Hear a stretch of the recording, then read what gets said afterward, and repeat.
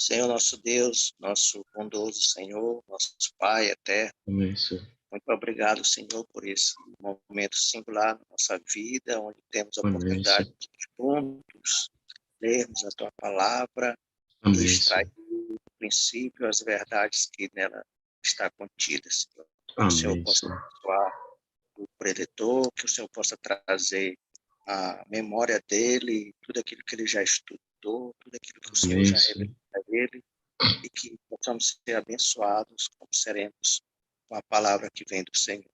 Amém, Use Senhor. o verbo, abençoe cada irmão presente aqui, Amém, Senhor. que Abençoa, possamos Pai. crescer cada dia mais para sermos mais parecidos com o Senhor. Muito obrigado por tudo. Eu oro e agradeço em nome de Cristo. Amém. Amém. Obrigado, meu irmão. Reverendo. Obrigado.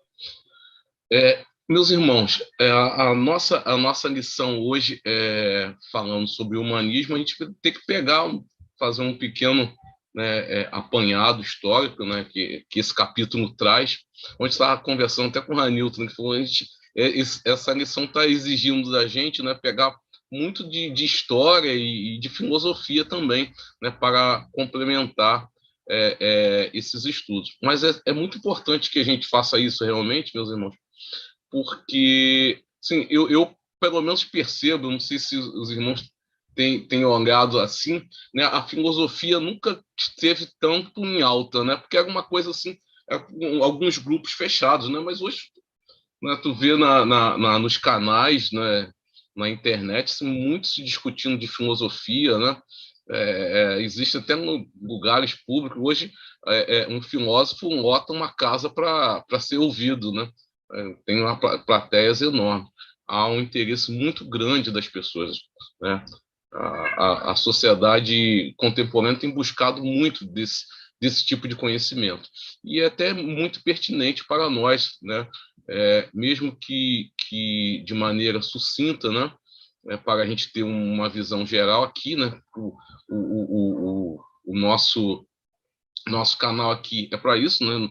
Não há nenhum estudo com profundidade, mas também nos dará direções que nos permitirão assim, a nos aprofundarmos mais, caso a gente tenha interesse ou a necessidade desses conhecimentos. E é muito importante. Eu creio que a palavra necessidade vai ser até muito bem aplicada, né, nesse caso, né, porque é o que tem se discutido ao redor.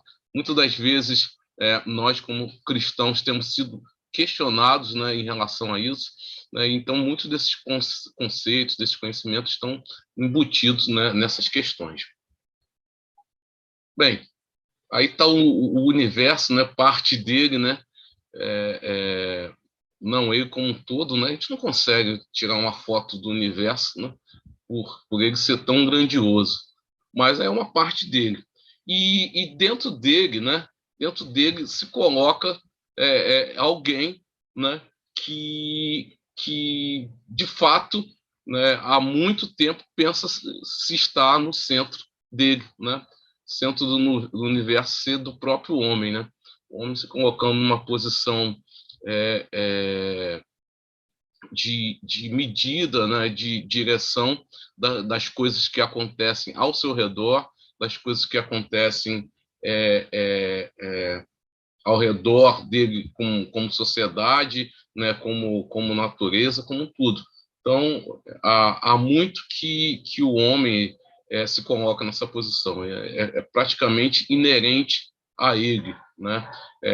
Se colocar como centro de todas as coisas, como centro do próprio universo, a gente pode dizer assim. Para a gente começar, a gente vai ler um texto até que não está no nosso texto básico, mas assim é muito interessante esse texto, né, porque foi o próprio Jesus narrando, né, e o contexto ali é de avareza, mas um homem ele fala alguma coisa assim bastante contundente nesse sentido. Pedi a Fátima que leia para a gente, Lucas capítulo 12, versículo 19 a 21. Então direi à minha alma: tens em depósito muitos bens para muitos anos. Descansa, come, bebe e regala-te. Mas Deus lhes disse: louco, essa noite te pedirão a tua alma, e o que tens preparado para quem será? Assim é o que estoura para si mesmo e não é rico para com Deus. Amém. É muito interessante essa passagem, porque ela fala de um homem que tem uma visão assim, bem semelhante do que a gente está falando nessa noite, pois ele ora só para si, né? Então, ele chega à conclusão que ele tem a necessidade de aumentar o celeiro dele, porque tem muita coisa, ele está com total abastecimento, né, de itens que vão permitir, na sua visão, se manter vivo. E é interessante, né, uma coisa a se destacar, o que Jesus fala sobre isso. Ele chama ele de louco, né, porque a vida dele estava por um fio, né, e ele ia acabar. E ele não tinha nada além do que aquele celeiro cheio, nada além do que a abastança que ele tinha. Então, assim vive o homem hoje, né? Ele acha que por ter as coisas, por ter a visão, ou ter um conceito moral que ele julga ser ético, ser válido, né, para ele viver, é um cara de bem, né, é uma pessoa de bem, isso ele já tem tudo. Então, essa palavra do Senhor, ela serve muito nesse contexto, né, porque é uma loucura, né, uma loucura em todos os sentidos, você ter uma visão só voltada para esse mundo, né? Se a visão nossa se resume a esse mundo, nós somos infelizes, os mais infelizes dos homens, né? Como Paulo disse. Então, é muito interessante a gente ter essa visão ainda hoje, né? De que a nossa vida não se resume só ao que nós estamos vendo, ao que nós estamos contemplando, apalpando aqui, né, nessa terra. Bem, como a gente está falando de humanismo, é muito importante a gente ressaltar que existem algumas palavras que são bem parecidas e que podem nos confundir, né? O humanismo é completamente diferente de humanitarismo, né? São conceitos assim diferentes, né? Se bem que um pode estar contido no outro, mas eles são conceitos diferentes, né? O conceito humanitário, né, que é o conceito de ajuda, de altruísmo, né, de se estender a mão, né, que é algo que de fato é importante, né, é verdadeiro, é legítimo, né, devemos usar de humanidade, né, nesse sentido, né, com as pessoas que nos cercam, porém ele tem um conceito diferente de humanismo. Então é muito importante para que a gente não se confunda, né? Conceitos humanitários com conceitos humanistas, né? E hoje, até dentro da linha do que eu havia falado, né? Se nós vemos várias organizações civis humanitárias, né? Antigamente a gente via diretamente só ligado a governos ou a órgãos governamentais, né? Internacionais também, mas hoje existe assim dentro da iniciativa privada, principalmente com relação a organizações não governamentais, assim, uma grande difusão, né, de atividades humanitárias. Então, é por isso que é bem interessante frisar para que a gente não confunda com o conceito de humanismo, ok? Houve um filósofo muito antigo, né, e ele é bem anterior a Sócrates, que já é antigo, né? O nome dele era Protágoras, e ele dizia que o homem é a medida de todas as coisas. Então, a visão dele é que o homem que determinava as coisas, né? O que o homem determinasse é o que seria válido, né? E isso poderia mudar de cultura para cultura. porque no conceito, né, de Protágoras, né, uma cultura podia ter alguma visão a respeito de um determinado assunto, de uma determinada coisa, e uma outra cultura, uma outra visão. É interessante que dentro da sociedade grega, assim, ele foi rechaçado até por isso, né? Acusado de ateu, né? Com relação aos deuses gregos, por acreditar assim, né? Era um conceito completamente distinto, né, do que a gente conhece, porque mais à frente, né, outros filósofos foram dizer o seguinte: não, uma coisa parece até um ditado atual, uma coisa é uma coisa, né? E ela, de fato, vai ser em qualquer lugar, né? Se você tem um objeto, ele vai ser em qualquer outro lugar, independente da cultura, né? Que era uma visão diferente desse Protágoras. E ao dizer que o homem era a medida de todas as coisas, ele passava estar aberto, né, a aceitar assim, as mais variadas visões que pudesse ter, né? Variando de cultura para cultura. Então, nesse conceito dele, o homem, o que ele determinasse seria a lei, né? Seria algo que seria absoluto, pelo menos para aquele contexto. Um outro conceito é a centralidade do homem ou de Deus, né? Então, assim, existem dois conceitos bem falados, né, que nós ouvimos algumas vezes, que é do antropocentrismo e do teocentrismo, ou seja, né, antropo, né, de homem, né, onde o homem seria o centro de todas as coisas, o homem seria o centro das suas ideias, do seu universo, né? Então isso seria o antropocentrismo, né? O que a gente vê até nesse texto nosso como antropocêntrico é quando o homem se coloca como centro de todas as coisas. É dentro daquela ideia lá daquele slide terceiro, né? Que o homem está centralizado no universo. Ele é o que manda, né? Então, todas as coisas emanariam dele, da sua vontade. E o teocentrismo, ele tem uma visão completamente diferente, pois ele enxerga Deus como centro, né, de todas as coisas, né? De Deus estaria emanando, né, toda a condição para a raça humana, para o universo. Então, seriam dois conceitos bem distintos que apesar de ouvirmos, é importante frisar, né? De antropocentrismo, né?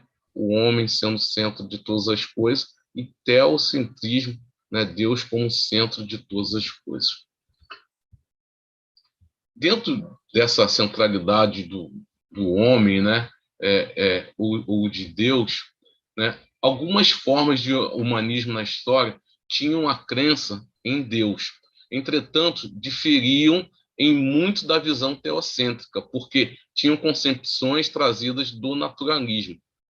Ou seja, eles diziam o seguinte: existe um Deus, mas ele não se envolve de modo sobrenatural com o mundo, né? Deus existe, mas ele está no canto dele e a gente está no nosso aqui fazendo o que a gente quiser, né? Essa era a visão que se tinha, né, dentro desse teocentrismo aí, mas com visões naturalistas, né, embutidas, né? Então, essa ideia, né, acreditava num Deus, mas assim ele não estabelecia uma relação de proximidade, né, do homem para com Deus, né?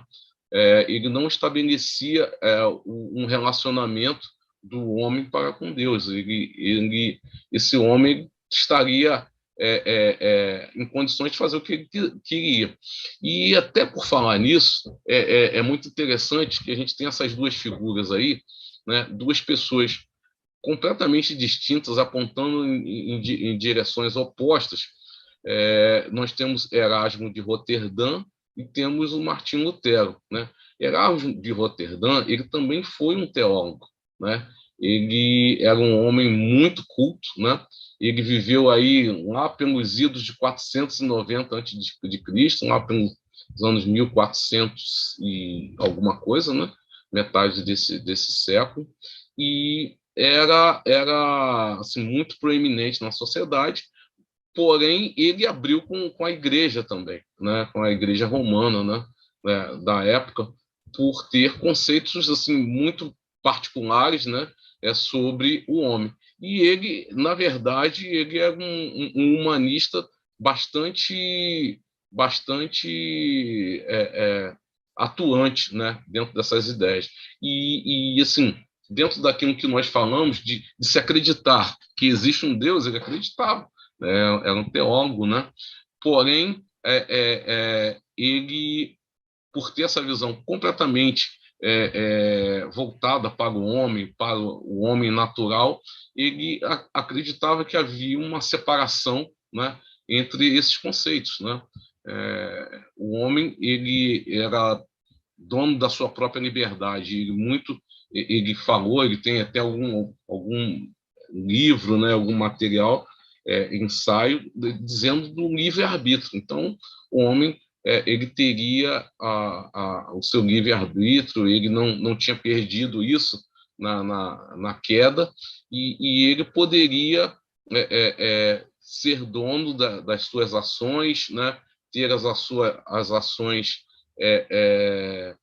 feitas, né, por ele mesmo, e ele não teria nenhuma satisfação, né, por assim dizer, com relação a Deus, né?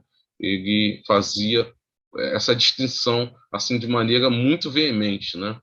E usava de todos os argumentos possíveis para defender sua tese, né? Por culto que ele era, ser ligado à área de ensino, né? E ele viveu parte da sua vida na Universidade de Paris, então era um influenciador, né? Poderíamos dizer.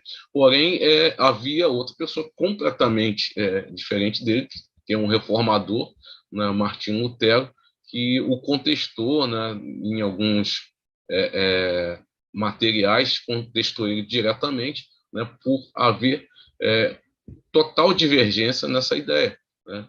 Então, o Martim Lutero nos deixou isso, né, até através da reforma, né, que o homem é dependente de Deus, né? Ele depende de Deus, né? Ele só vai conseguir a sua liberdade através de Deus, né? Através de Jesus Cristo, né? Ele é um ser caído que depende de Deus, né? Depende de quem o criou. Então, havia essas visões completamente antagônicas entre esses dois teólogos. Will, pode falar. Eu não sei se você ia falar a questão do retorno aos originais, a questão, ou ainda vai falar? Não, mas pode falar, pode falar. O que acontece? Uma coisa que é interessante de pensar a respeito de Erasmo de Roterdã, que foi uma pessoa assim muito importante não somente por essa questão de ele ter acesso ao material da cultura grega sobre o humanismo, né? E ter realmente esse interesse do humanismo, mas também na questão de estudo, né? De ir a fundo. Tanto é que Sim. é em Erasmo de Roterdã que ele vai fazer uma tradução famosa da Bíblia, né? Porque ele vai estar voltando para os textos bíblicos no original. É em Erasmo de Roterdã que acontece a questão de ir e buscar a palavra de Deus no original. Quer dizer, o Antigo Testamento no hebraico e o Novo Testamento no grego. Então, é uma coisa muito interessante que vale a pena falar a respeito disso. E aquilo que você já falou, embora ele seja humanista, ele também era um teólogo, né? Só que ainda tem muito a ser feito. Eu acho que só foi uma observação. Eu acho que você ainda vai jogar mais para frente Não, questão de... Will, é até muito pertinente, não pode ser agora mesmo, né? O que estamos Não, não, falando. eu prefiro aguardar o que você vai desenrolar, porque como eu estudei a matéria, eu acho que eu não quero te atropelar, não. Fica tranquilo. Não, pode ir, fica à vontade, fica à Não, não, vontade, se não, quiser falar. pode falar. Então tá. Só, E, só, e- só, e- só achei interessante falar sobre esse negócio não, dos de retornos fato, originais mesmo. e ele tinha aquela máxima, né, de voltar à fonte, né? Isso que ele tinha como lema, né?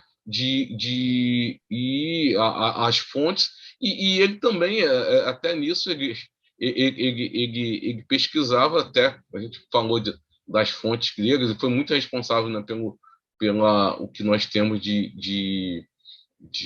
do Novo Testamento. Porém, assim, nessa busca dele desenfreada, né, por informação, por estudo, ele acabou mixando, né, dentro do seu conhecimento, né, com conceitos puramente naturais, né, dentro da teologia, né, e até muito importante, né, que teve esse balanço, né, entre o trabalho dele, né, do Erasmo de Roterdã, com o que Martim Lutero fez, né? Então, ele também contestou essas coisas e acabou aproveitando, né, conceitos, né, que vieram até do próprio Erasmo, né? Agora, não sei se vocês estão vendo. O humanismo corroborou com a formação do liberalismo na Igreja, a forma mais nociva do cristianismo secularizado. Os estudiosos deixam de ser crentes nas verdades eternas do Evangelho para abraçarem a teologia natural, baseada no naturalismo do século XIX, onde não há mais espaço para os milagres, a encarnação de Cristo e a sua ressurreição. Eu não sei quem assistiu ontem o culto da manhã ou participou. O pastor acabou na introdução falando sobre isso, né? Exatamente sobre isso, sobre o liberalismo, né? Nesse sentido aqui que nós estamos falando, né? Porque e isso, amados irmãos e irmãs, é muito interessante de falar, porque não é algo que ficou remoto, né? Existem, infelizmente, muitos, né, teólogos hoje em dia, outros até sacerdotes que têm conceitos, né, absorvidos dessa ideia, né? Que até o pastor acabou falando, né? Pastores que não acreditam totalmente na ressurreição, né? Que é um ponto assim é, sine qua non do cristianismo, né? A ressurreição de Cristo, né? Nós vimos até pelo material que nós vimos, né?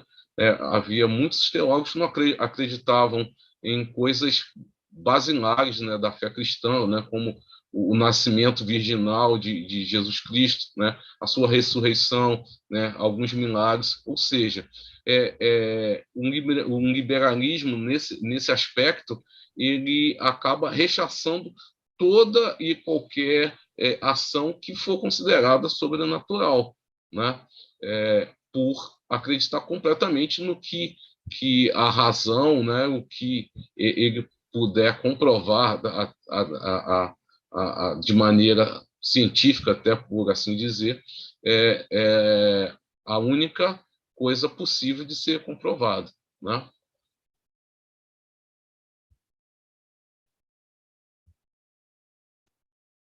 No nosso material, né, o Sproul ele menciona alguns documentos que acabaram moldando, né, o humanismo, né? Ele fala de 3 documentos, né, que foram assim muito importantes dentro dessa ideia, né, da ideia da filosofia humanista, que foi o Manifesto Humanista, né, aconteceu em 2 momentos, né, em 1933 e 1973, e um terceiro, que é a Declaração Humanista Secular, que ocorre bem mais próximo da gente, na década de 80. Né? São documentos que são bases, né, para essa ideia humanista. Né? E nós temos a síntese aqui do que era falado dentro de cada um. Vocês conseguem ver isso aqui? Lisete, pode ler para a gente a síntese aqui? Síntese. O mundo natural é o único que se pode conhecer. Existe apenas o aqui e agora. Percepções, intuições e revelações divinas devem ser testadas pela razão. A racionalidade e razão é o melhor meio de descobrir a verdade. Ok, obrigado, minha irmã. É interessante que isso é outra coisa que nós ouvimos assim de maneira comum, né? A gente ouvia isso muito assim no meio secular, né? Agora a gente consegue ouvir coisas semelhantes também às vezes dentro do próprio meio cristão, né? Então você ter uma visão só do presente, né? Só do que você consegue ver, né? Apalpar, e alegar isso ser a única forma de você conhecer, unicamente isso que nós temos, né? O que ele chama de aqui e agora, é uma visão também, nesse sentido, humanista, né? É uma visão voltada só para aqui, né? Para essa vida, né? A racionalização total, né? Do que se quer explicar, né? De percepções, né? Intuições, elas têm que ser testadas pela razão, né? E é interessante, né? Que nós vemos, né, na palavra de Deus, tem coisas que fogem ao que a razão poderia explicar, né? Tem coisas que ficaram reservadas apenas ao campo da fé. E é muito importante isso, que eu creio, né, em nosso Deus, que poderia explicar, não, isso aqui, se Deus, né, assim quisesse, poderia nos explicar por equação, por química, por qualquer coisa. Tudo o que ocorreu, né, qualquer dos milagres, né? Mas nós temos a fé que é dada por Deus, né? Nós recebemos isso dele, né? E a palavra de Deus, na qual nós temos como regra de fé e prática, ela nos diz que sem essa fé nós não conseguimos agradar a Deus, né? É impossível fazer isso. Então, você querer estabelecer tudo dentro do campo completamente da lógica, da racionalidade, né? As coisas de Deus, você pode incorrer nesse risco, né? Nesse grave. Assim, se isso eu não consigo explicar, não sei, eu não consigo falar sobre isso. Ou, muitas das vezes, a gente vê assim, a tendência, né? E a gente, às vezes, ouve, de usar explicações, isso ocorreu por causa disso, né? Tentando atribuir ao que nós conhecemos, ao que nós vemos, algumas ações, alguns milagres, né? Nós vimos dentro da palavra de Deus. Então, uma característica, né, humanista, né, que tudo possa ser completamente explicado, né, de maneira racional. E a gente segue dentro desse tratado. Eu vou ajeitando aqui, meus irmãos, para poder a gente enxergar.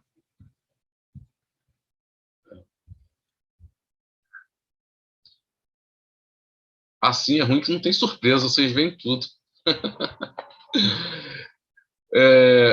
Vamos seguir em frente. Pediu, Carlinhos, está na escuta?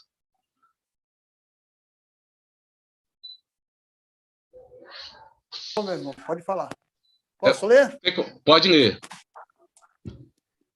Síntese. A humanidade é a única fonte moral e dos valores.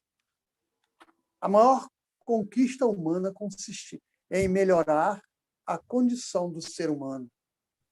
O futuro será melhor se as pessoas procederem de forma ética e racional. Deve-se lutar pela democracia em todos os aspectos da vida, como o meio de melhor ainda mais a liberdade pessoal. Ok. Obrigado, Carlinhos. É interessante que essa é a continuação dos conceitos, né, e da síntese daqueles tratados.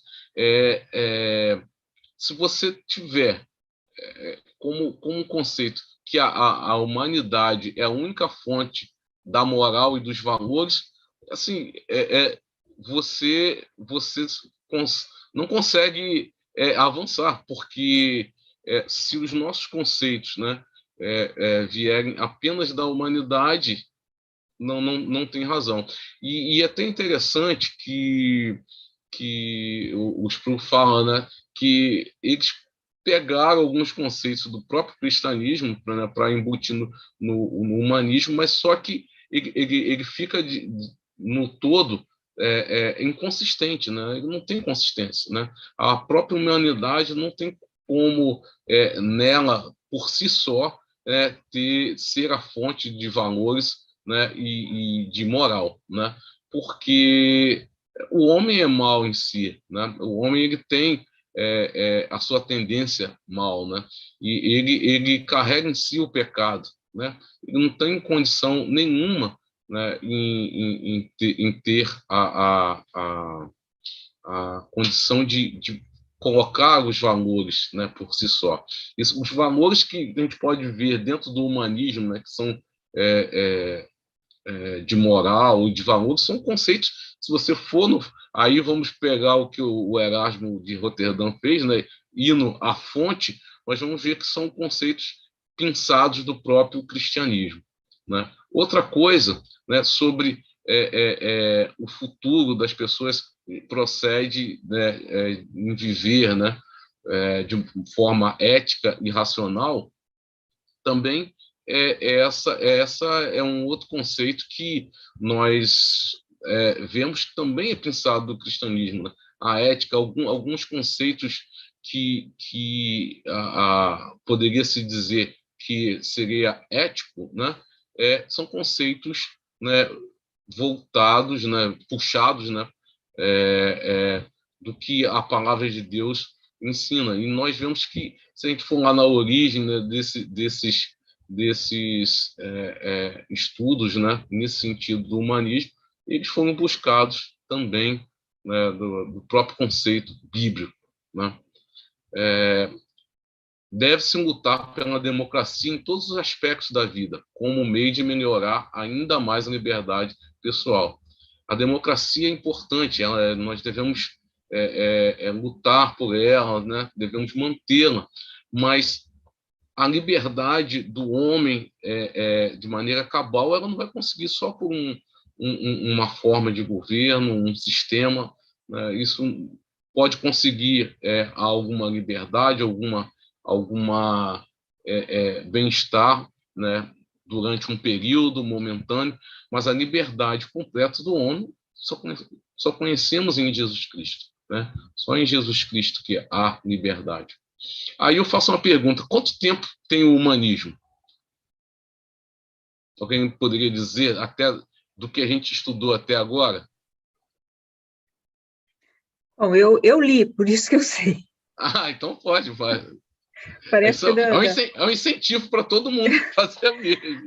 Parece que é da Idade Média, né, para o modernismo, não é isso? Isso, começou ali, né? Começou ali realmente. Mas é interessante, não é pegadinha não, Elisete. De fato, a resposta é essa. Mas é interessante que lá no capítulo, né, fala que se a gente fosse pegar, né, isso, a gente iria bem mais lá atrás, né? A gente iria lá em Gênesis 3:5, né? Gênesis 3:5. Lê para a gente, Elisete, Gênesis 3:5. Porque Deus sabe que no dia em que dele comerdes, se vos abrirão os olhos, e como Deus sereis conhecedores do bem e do mal. É verdade. Quando não é o conceito, né, de humanismo, mas o homem começou a mostrar o seu interesse, né, de ser o seu próprio Deus, né, de ter domínio sobre todas as coisas, inclusive de uma coisa que até então, né, nesse momento, ele não tinha domínio, né? Ele tinha domínio sobre tudo, mas tinha uma árvorezinha lá que ele não podia comer do fruto porque ele ia ser conhecedor do bem e do mal. A única coisa que ele não tinha. Então, essa vontade, né, essa curiosidade do homem querer dominar sobre todas as coisas, né, é inerente ao próprio homem, né? Remonta à época da queda, né, do próprio homem, né? Então, nós vemos que o nosso coração realmente ele é mau, e por isso que a gente depende de Deus, né? Nós não temos condições em nós mesmos de estabelecermos algo que seja bom, né? Nós dependemos de Deus para isso. Nós necessitamos da intervenção divina nesse sentido.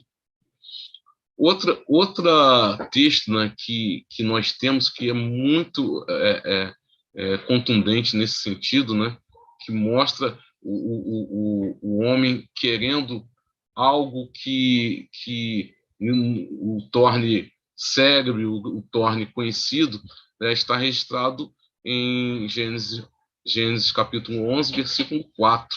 Neila, lê para a gente.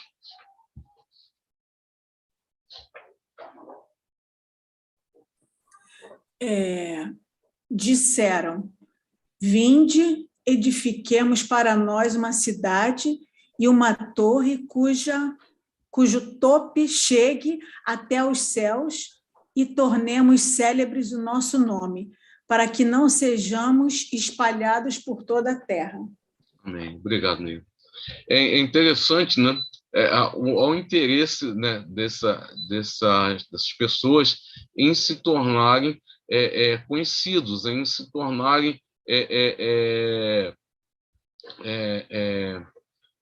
eternos, por assim dizer, né, por construir tão grande obra, né, se tornassem conhecidos de multidões, né, porque eles haviam feito algo grandioso, né, eles tinham chegado ao topo do céu.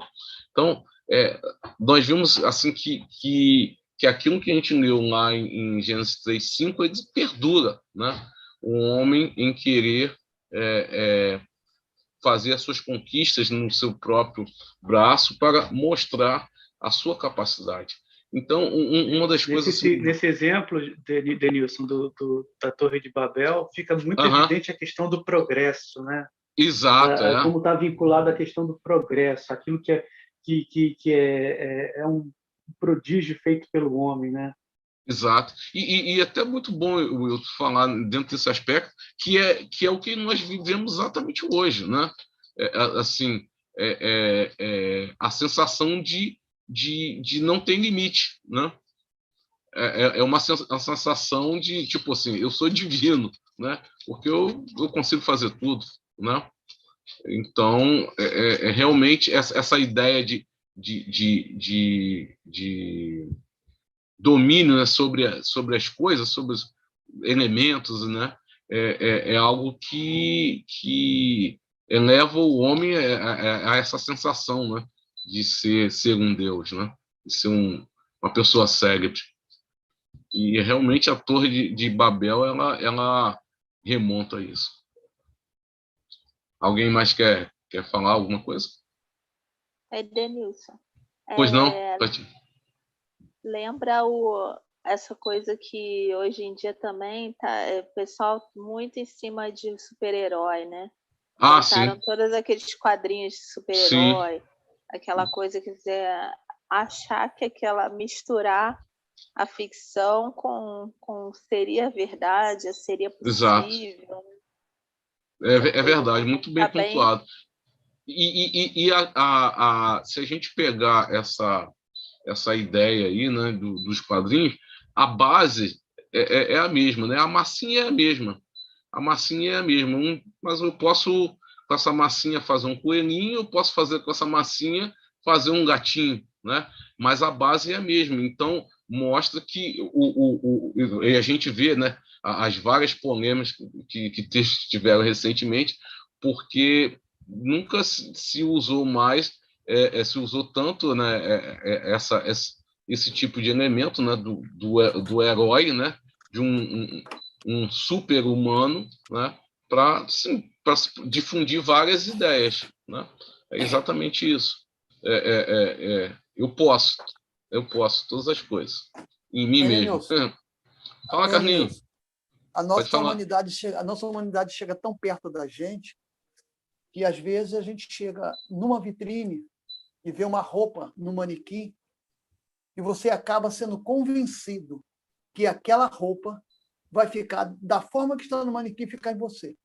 Uhum, Ou verdade. seja, a atração da sua humanidade, isso não é a propaganda que o cara fez, isso não é a roupa, mas você se sente dentro daquela roupa. Aí, quando você vai na cabine, que você bota uma camisa, por exemplo, tu observa que não fica bem no teu corpo. E, às vezes, você leva para casa nessa imaginação. A Torre de Babel acaba me revelando isso, que eu que a minha humanidade, a minha vontade de fazer as coisas, de transferir as coisas para que eu possa estar realizando, é tão grande que, se Deus não tiver misericórdia, a humanidade fica maior que o próprio Deus dentro da minha própria vida, dentro da minha própria natureza. Essa é a minha ideia, a minha visão. Desculpa aí. Por isso que a gente tem que trazer o nosso pensamento, né, cativo no Senhor mesmo. Para evitar isso. Obrigado, Carlinhos. Will.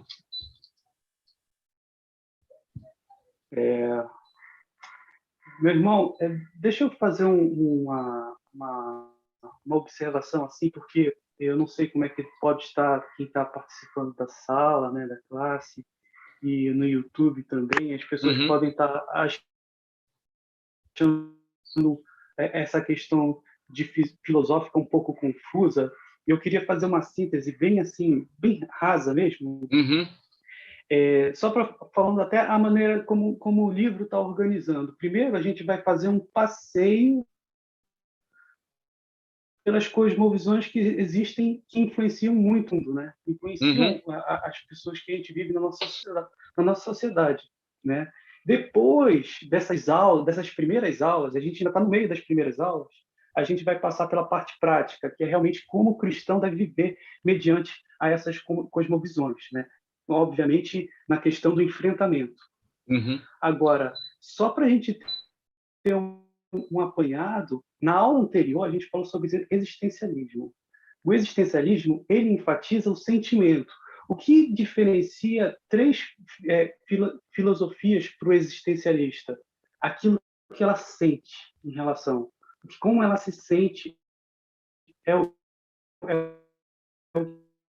fator primordial.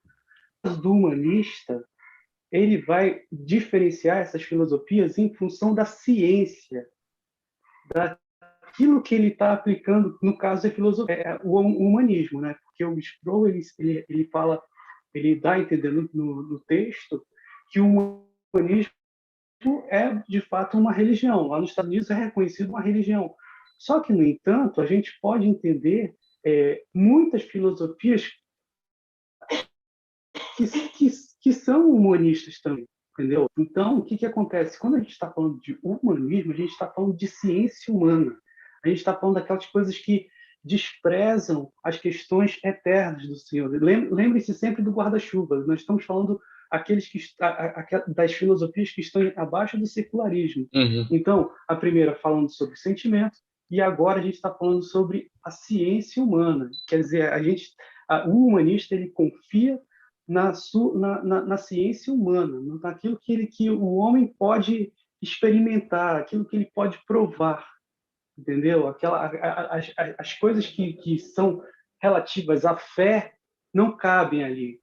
Então, é um exemplo. Só para não me estender demais, Denilson, eu queria só dar exemplo.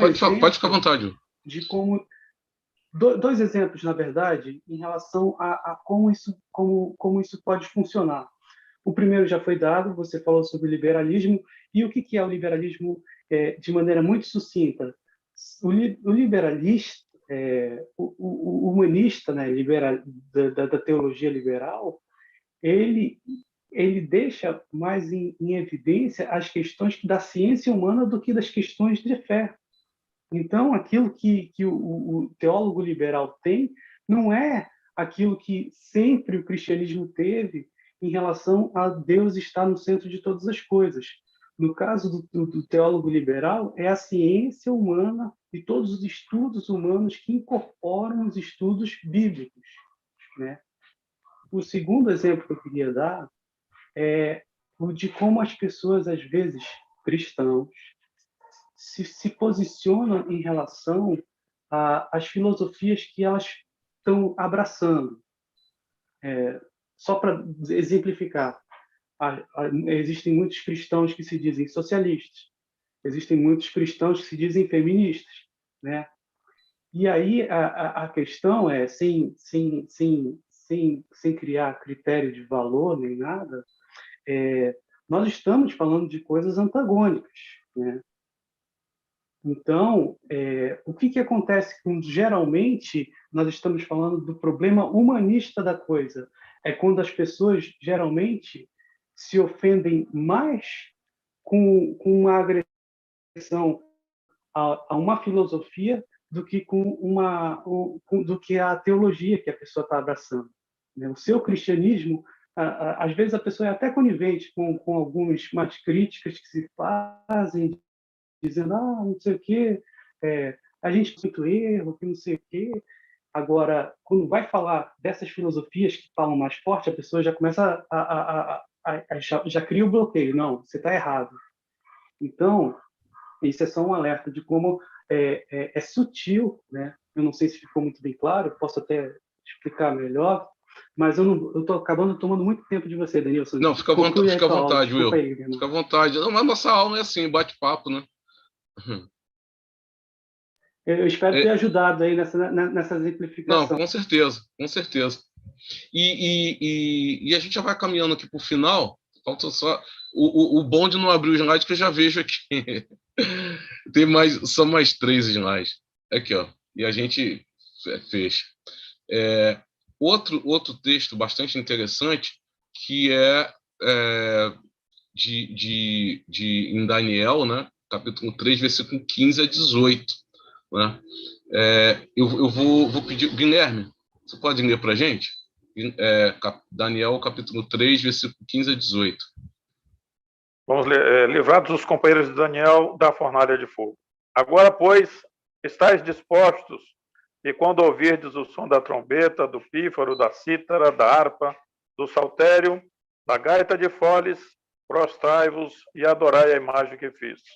Porém, se não a adorares, sereis, no mesmo instante, lançados na fornalha de fogo ardente. E quem é o Deus que vos poderá livrar das minhas mãos? Responderam Sadraque, Mesaque e Abdenego ao rei. Ó Nabucodonosor, quanto a isto, não necessitamos de te responder. Se o nosso Deus, a quem servimos, quer livrar-nos, ele nos livrará da fornalha de fogo ardente e das tuas mãos, ó rei. Se não, fica sabendo, ó rei, que não serviremos a teus deuses, nem adoraremos a imagem de ouro que levantaste. Amém. Eu vou pedir, Guilherme, que tu leia também esse trecho de Daniel, capítulo 6. Aproveita. Vamos lá. Chegando-se ele à cova, chamou por Daniel em voz triste. Disse o rei a Daniel: Daniel, servo do Deus vivo, dar-vos-ia o caso que o teu Deus, a quem tu continuamente serves, tenha podido livrar-te dos leões? Então Daniel falou ao rei: ó rei, vive eternamente. O meu Deus enviou o seu anjo e fechou a boca aos leões, para que não me fizessem dano, porque foi achada em mim inocência diante dele. Também contra ti, ó rei, não cometi delito algum. Amém. Obrigado, Guilherme. Esses 2 textos, né, que se encontram no mesmo livro, do profeta Daniel, são bastante interessantes. Eles falam uma coisa assim, bem pontuada, e eu digo como ponto central aqui, né, desses 2 textos, Daniel 3:17, que nos diz: se o nosso Deus, a quem nos servimos, quer livrar-nos, ele nos livrará da fornalha de fogo ardente e das tuas mãos, ó rei. São duas passagens assim que a gente pode ver até uma semelhança, né? Seríamos, se fosse um conceito mais moderno, poderíamos dizer até que algo relativo a uma desobediência civil, né? Mas aqui não era um caso qualquer, né? Era um caso onde um homem deveria ser adorado no lugar de Deus, né? Até o segundo, né? Que é o de Daniel mesmo, um embuste, né? Feito, né? Por ciúme dele, mas onde colocava um homem na condição de Deus, né?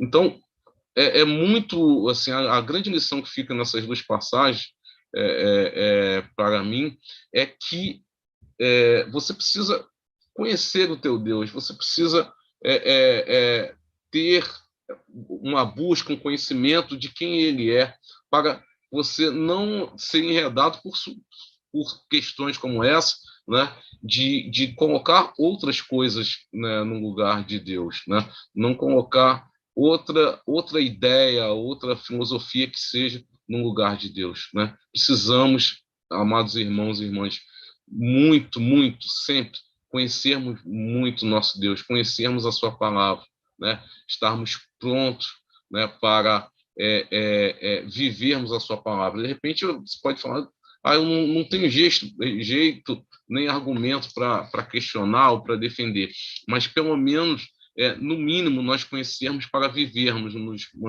mantermos firmes, né, na palavra do Senhor, né? Conhecedores da palavra do Senhor, né? E nós vemos que, até eu ler esse capítulo 4, né, do livro, é muito interessante. O pessoal que está com o livro, continue lendo aí. Semana que vem a gente vai para o capítulo 5. Ao ler isso, né, até o Will falou agora, né, que é o humanismo, né, relatado pelo Spru, ele se tornou uma religião, né, nos Estados Unidos, né, e até ele fala de uma inconsistência, né, foi rechaçado o cristianismo para viver o humanismo, né, foi rechaçado o cristianismo por ser uma religião e acaba se vivendo outro, né. Então, algumas pessoas dentro de filosofias, né, no dia de hoje, vivem tal qual fosse uma religião, né? Agora com um teor fanático ao extremo, né, no que nós vemos. Então, por isso, cabe a nós conhecermos e avançarmos em conhecer o nosso Deus. Concluindo, né, nosso estudo, para a gente fazer aquele bate-papo final, nós temos o seguinte: ele fala que o homem é inconstante, não pode ser a medida de todas as coisas. O homem, tecnicamente, a gente poderia entender o que ele está dizendo. O homem não pode ser a medida de todas as coisas, porque uma régua, você vai medir nela 1 centímetro, é 1 centímetro. Aqui, ali, acolá, né? Com pequenas variações de acordo com a temperatura, né? Dependendo do material que você está usando como base. Mas 1 centímetro é 1 centímetro. Até, por sinal, até que quem trabalha com medida, né, existe algumas medidas, elas são guardadas, né, no sistema internacional, né, dentro de uma condição de temperatura e pressão determinada, que ela é a referência, né?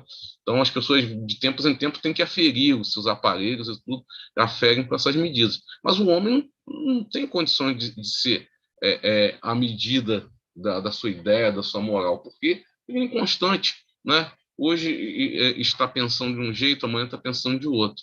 Então, a nossa referência, a nossa medida, nosso balizador tem que ser o Senhor, tem que ser a sua palavra, né? Não pode ser o homem. Ele fala também que o humanismo, ele em si, né, é frágil, sem sua base cristã. E como o existencialismo acaba colocando em xeque o senso comum de um tempo, né, tornando-se mutável com o passar das gerações, né? Então, ele, com a própria inconstância do homem, ele também em si ele é fragilizado nisso, né? Pega bases muito pontuais, né, de acordo com o seu interesse, né, de base cristã, para fazer o seu código de moral, mas ele não é algo constante, né? É algo que não tem uma linearidade, não se mantém, né? O humanismo também pode ser classificado como idolatria, mesmo que este advogue bons valores. Não é um bem em si mesmo. E por não dar crédito ao Senhor de toda a terra, o humanismo é uma falsa religião, né? Então, se ele descredita o Senhor, se ele não tem suas bases totalmente no Senhor, né? Ele é uma religião falsa, ele não tem a sua base em si. Deixa eu ver aqui que tem alguma pergunta. Não, uma pergunta. E é isso, meus irmãos, que nós temos para nosso estudo de hoje, para nossa discussão. Eu queria franquear a palavra. O Will, tem mais algum complemento, Will? Oi, meu irmão. Na verdade, uma coisa bem rápida, porque quando você falava, eu lembrei de uma analogia que eu tinha feito. Uhum. Enquanto para o existencialista, o que importa é o sentimento, o que a Bíblia vai dizer? Enganoso é o coração do homem. É verdade. Como para o humanista, aquilo que é importante é aquilo que está centrado nas filosofias humanas, né? O que vai dizer a palavra? A sabedoria do homem é loucura para os olhos de Deus. Então, é só isso que eu queria falar. Não, aí até me lembrei do texto lá, né, de Jesus falando da avareza, né? O homem é louco, né? O homem que pensa que por ele ter as coisas ou dominar as coisas, ele está completo, né? Ele está voltado só para a sua visão aqui, né? Então ele é completamente louco mesmo, né?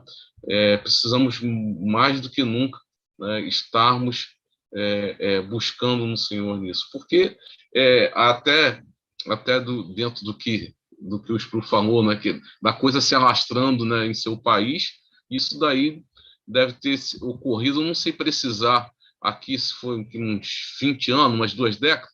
É isso, Will? Esse livro, a data dele, não sei se tu tem de cabeça aí. 1986. 86. A publicação, 86. 86. Então ele está falando aí de uns 30 anos para 40, né? Ele está falando da coisa. Exatamente. Assim, uma coisa bem forte ocorrendo lá. E que nós vemos chegando aqui agora, né? Aproximadamente umas 3 décadas depois, assim, de maneira forte. Eu me lembro que a primeira vez que eu estive aí eu falei, pô, eu fui a trabalho, né? Eu falei, mas vou visitar algumas igrejas e tudo. Assim, eu tive algumas decepções, assim, por alguns conceitos com pessoas, né? Eu fui falar que era cristão, então percebi que nem todos recebiam muito bem isso. Então, a ideia que a gente tinha, né? A gente tem sempre, é um país totalmente cristão, mas nós vemos que o que ele relata aí era assim, um caminho para, a gente pode dizer, uma apostasia, né? Por assim dizer. E nós vemos algo semelhante, né? Próximo a gente. Então, por isso, nós precisamos avançar em conhecer a palavra de Deus, em viver a palavra de Deus constantemente, né? Que a nossa própria vida, a nossa própria conduta seja a defesa desse evangelho, né? A defesa do Senhor. Não que ele precise isso de nós, mas nós devemos viver nesse sentido. Perfeito. Eu acho que podia abrir para perguntas, se alguém tiver alguma pergunta, se alguém queira que repita alguma explicação. Fiquem à vontade, viu, para se quiserem perguntar. Fica à vontade. Nosso professor aí, o Denilson, aproveitando que não sou eu que estou dando aula. Will, eu me lembrei do Ranilton, ele ia falar, perguntas podem começar, passa para o Will. O que o Ranilton fala. Mas fiquem à vontade, meus irmãos. Carlinhos, reverendo Sandro, se quiser, fique à vontade. Guilherme. Eu peguei o bonde andando, Denilson. Assim, mas tá no bonde, né? Assim, no sentido, né, das explicações iniciais. Uhum. Aí eu vou fazer a pergunta assim, no sentido se o humanismo tem algo a ver com a questão arminiana, de achar que o homem é quem escolhe Deus, em vez de Deus escolher o homem. Tem algo a ver? Não diretamente, nem assim, dentro desse estudo, desse material, não tem nada relacionando a essa doutrina, não tem uma relação direta, até porque agora me ajuda aí, Will, também, em relação a tempo, né? Se a gente for falar do tempo do humanismo, né, em relação ao Armínio, são períodos bem diferentes, né? E assim, do que eu vi, não tem uma ligação, assim, coisas são distintas. Diferentes, sim. Eu acho que século XVII, o Armínio, né, se não me engano. Mas, assim, a questão do arminianismo, ela não diz respeito necessariamente à questão do humanismo, né? Ela diz respeito a uma interpretação que o Armínio estava fazendo naquele tempo e tudo mais. E, assim, falando francamente em relação a isso, embora eu não concorde com o Armínio, é uma interpretação válida, né? Uma interpretação que você pode encontrar nas escrituras, segundo a visão dele em relação né, ao estudo que ele fez, mas nós cremos, né, nós como presbiterianos, cremos que os 5 pontos calvinistas que confrontam esses 5 pontos arminianos são mais condizentes com o todo das escrituras, né? O que influencia Armínio é um equívoco, né? O que influencia o humanista são as filosofias humanas, né? É algo um pouquinho diferente, Quando a gente fala de humanismo, a gente está falando realmente de coisas que já estão imersas em filosofias humanas, né? Liberalismo,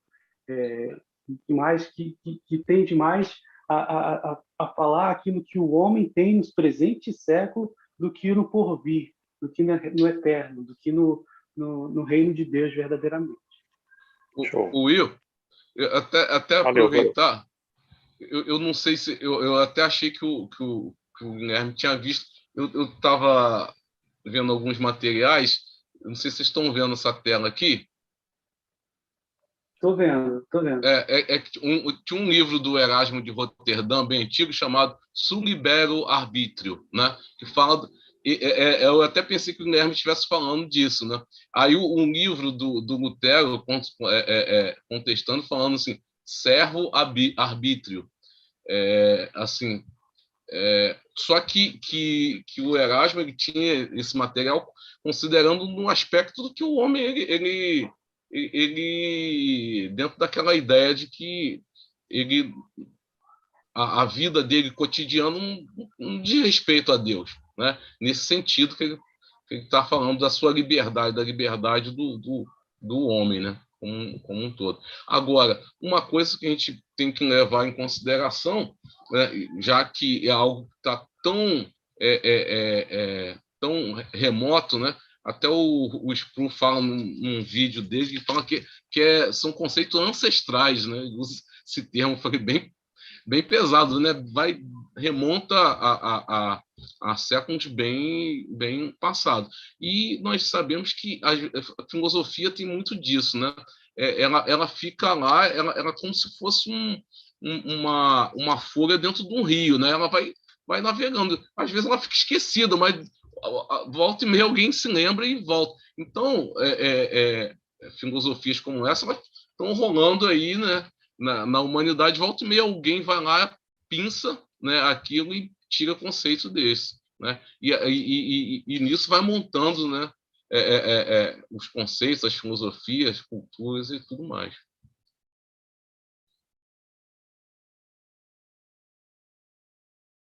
Alguém mais? Carol hoje ficou quietinho. Neila falou.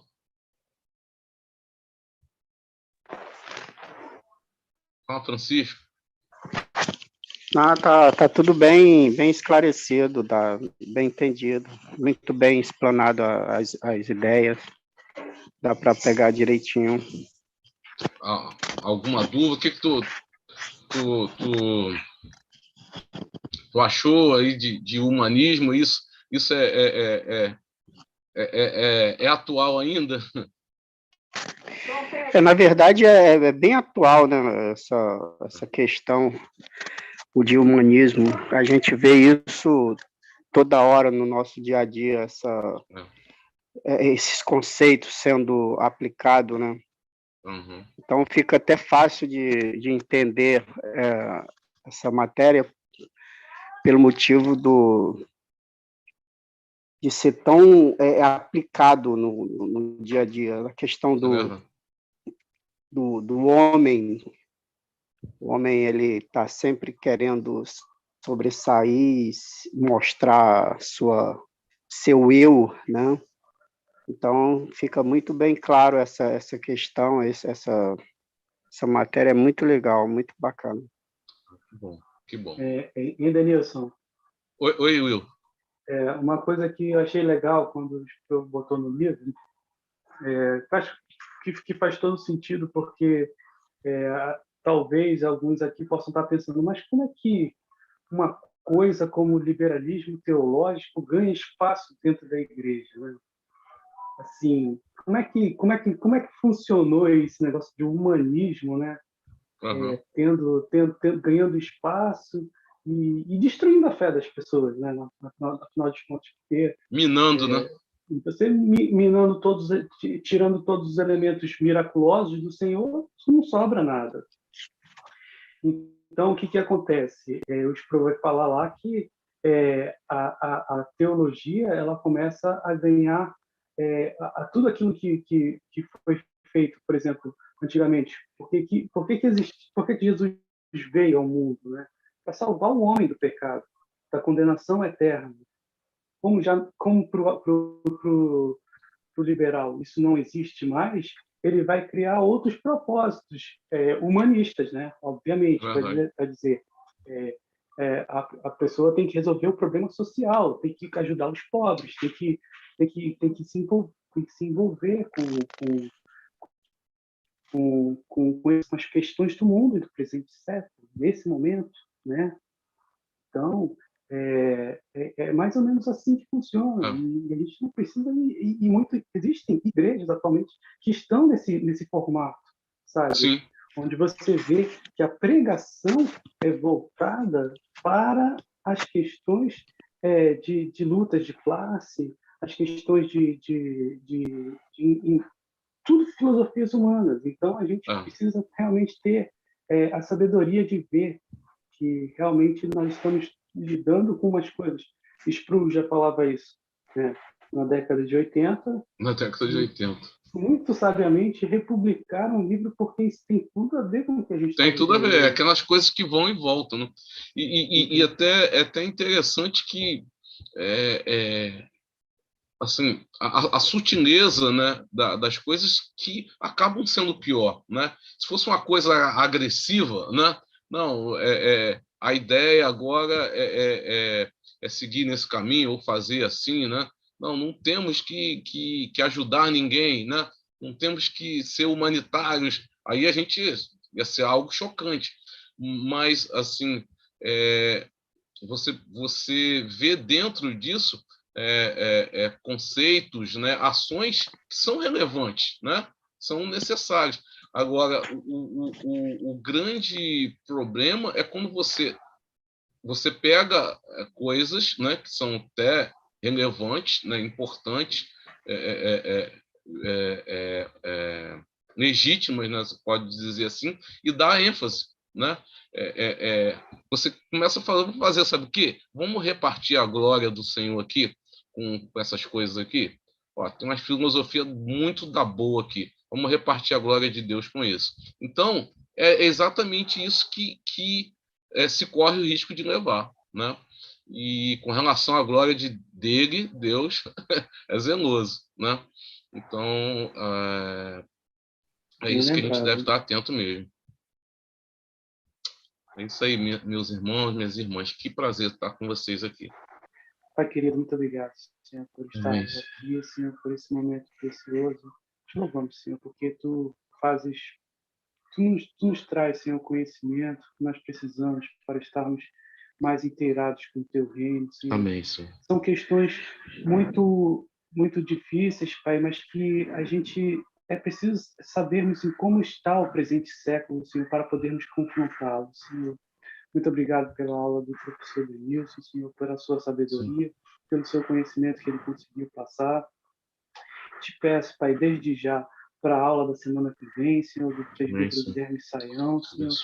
Senhor, continua, Pai, falando aos nossos corações, nos dando sabedoria para entendermos, Senhor, e termos a ousadia, Senhor, de nos posicionar perante esse mundo, Senhor, trazendo sempre, Senhor, o Teu Evangelho como uma solução, Pai, para o mundo, Senhor, que está perdido, Senhor, que está realmente em ruínas, Senhor. É verdade.